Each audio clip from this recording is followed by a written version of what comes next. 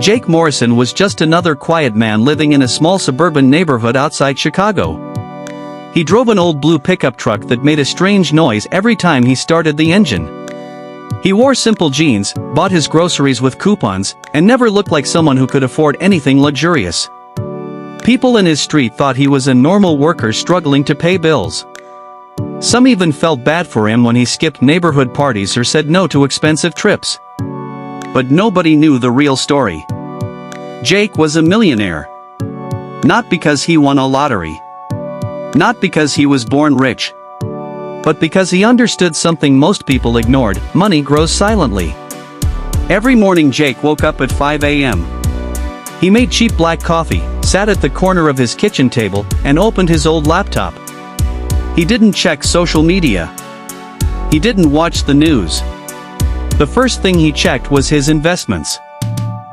Stock dividends, rental income, index fund growth, all slowly increasing while he slept.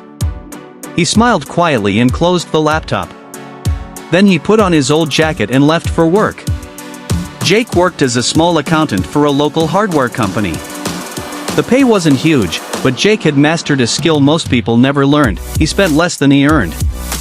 While his co-workers bought luxury cars with monthly payments, Jake kept driving his old truck. While others upgraded phones every year, Jake used the same cracked phone for 5 years. People laughed at him sometimes. "Man, you need to enjoy life," his co-worker Daniel often said. Jake only smiled because Jake knew something Daniel didn't. Every dollar saved today could become $10 tomorrow if invested wisely. Years earlier, Jake wasn't financially smart at all.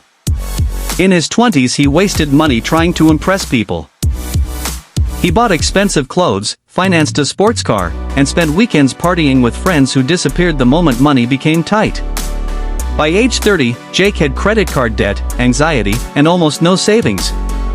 One cold winter night changed everything. Jake sat alone in his apartment staring at unpaid bills scattered across the floor. The electricity warning letter sat beside an empty pizza box. His expensive car was parked outside, but he barely had enough money to buy fuel for it.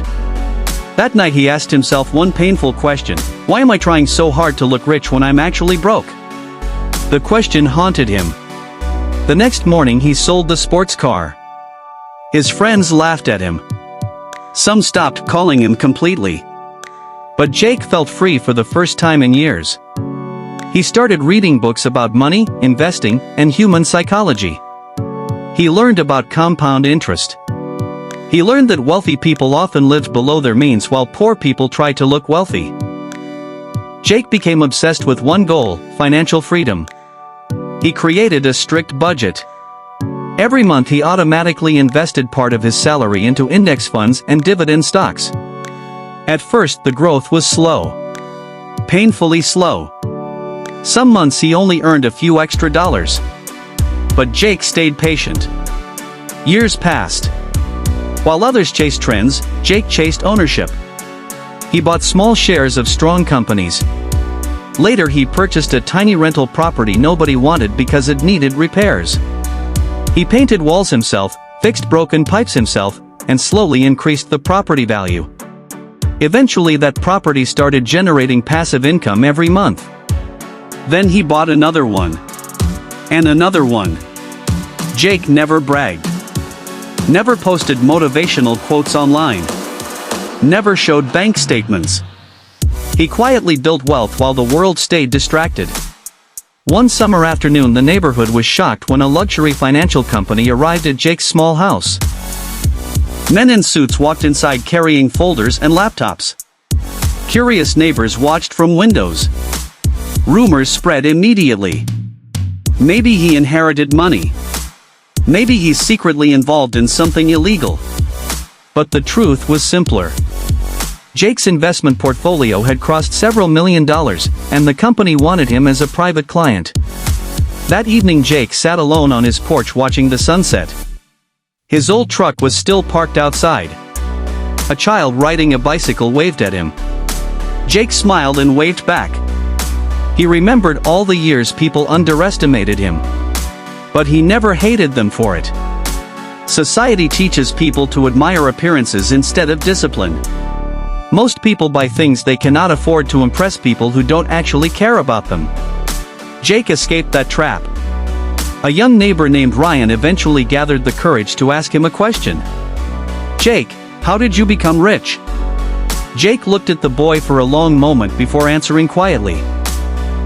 "I stopped trying to look rich." Ryan frowned. "That's it?" Jake laughed softly. "No. I learned patience. I learned discipline. And I learned that small smart decisions repeated for years create a completely different life."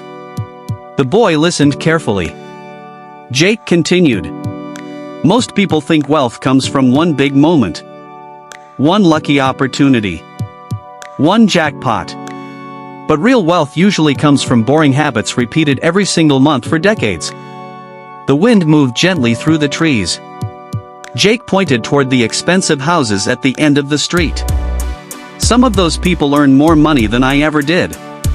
But they spend everything trying to maintain an image. Wealth isn't about income. Wealth is about what you keep." Ryan never forgot those words.